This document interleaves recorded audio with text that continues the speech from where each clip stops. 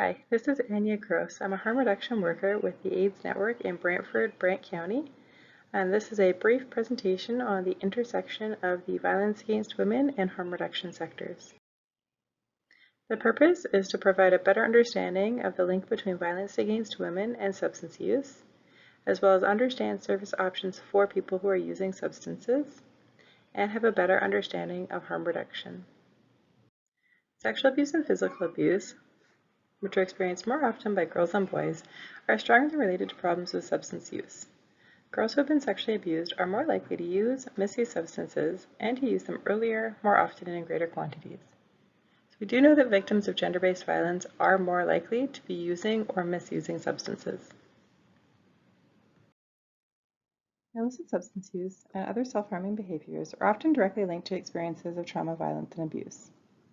What we do know is that people experiencing concerns related to substance use and people experiencing concerns related to victimization associated with gender-based violence often have interrelations and intersections in those concerns, but they're often complex and they're often very difficult to understand. Substance problems also arise from using substances as mechanisms to cope with chronic pain, gynecological difficulties, stress, anxiety, panic, dissociation, and depression, which are also connected to experiences of victimization. Substance use and mental health problems may also work to put women at greater risk of victimization.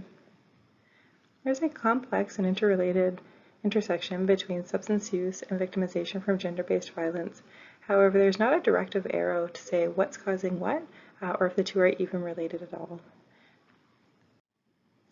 The presumption should be that the person in front of you or the woman in front of you who's asking for services associated with violence against women or gender-based violence are able to determine for themselves whether or not they want to talk about their substance use, whether they believe it's related, and whether they want to be talking about changes or making any shifts in that.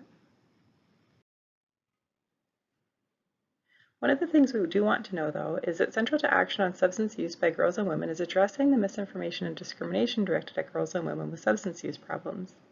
This is essential in helping to reduce the guilt and shame that prevent women from learning more about the risk of substance use and identifying if and where they may need help.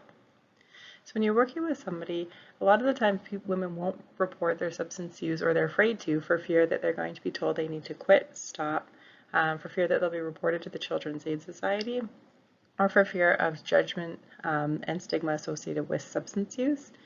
And when you add harm reduction into the conversation, what it does is shifts away from the all or nothing abstinence versus non-abstinence in using approach and presents the gray area in between. Not everyone is willing or able to enter treatment at all times. This is speaking specifically to substance use treatment. Until people are ready and able to seek treatment, harm reduction programs work to reduce risks, improve health, and connect people with other key health and social services. This is taken from Health Canada. One thing we do know about substance use is that it's often on a continuum, and that it's only the person themselves who can really determine if they feel that their use is a problem or is putting them in harm's way. Harm reduction programs shift the focus away from the all or nothing focus on abstinence and treatment or non-abstinence and treatment, and allow women to start talking about their substance use with people who understand substance use. The other thing it does is puts women back into the control position over their own substance use to allow them to talk about what they're doing, how they're doing it, and to determine if there's any risk reduction measures they can take, if they're interested in taking those, or to determine if there's any way to improve their health outcomes, as well as connecting them with other social services that might be more appropriate to their service needs. The Canadian approach to drug and substance strategy, again taken from Health Canada, has 4 pillars: prevention, treatment, harm reduction, and enforcement. Changing the conversation to include harm reduction as a significant component, as significant as treatment, can be beneficial to people who are not on the continuum of ready to make change with their substance use. So you may be asking yourself, what are the local harm reduction options? One service that's new to the area is from the AIDS Network, and it's the Haldimand Norfolk Brant van. It's a confidential, discreet program wherein a black van will be called to a person's house or any other location to meet with someone, and is able to provide harm reduction information, education, tools, and resources. The program itself has door delivery or any location meetup, meaning that anyone who's concerned about their safety is able to meet us in any location that they determine to be safe. So if someone wants us to their front door, we can be at their front door. If, on the other hand, someone feels safer meeting us out in a public place like a Tim Hortons rest stop, or they would like to meet us at a park, anything like that, anywhere the van is able to go is where we can meet people. We do provide naloxone training and distribution, and we also provide harm reduction information and education. The program itself is called Mobile Harm Reduction Outreach, and we provide harm reduction supplies such as safer smoking or injecting equipment for people. We also are able to provide information about how to use more safely and link people with other resources that might be helpful for them. If you're interested in making a referral, it's very straightforward. Our number just needs to be provided to the client, and the client can call or text us directly. The number you see on screen is 289-440-4912. There's no direct referral process needing to take place. Anybody can call us and ask for the equipment or the information. Phone calls are answered Monday to Friday, typically during a 4 to 7 o'clock kind of shift.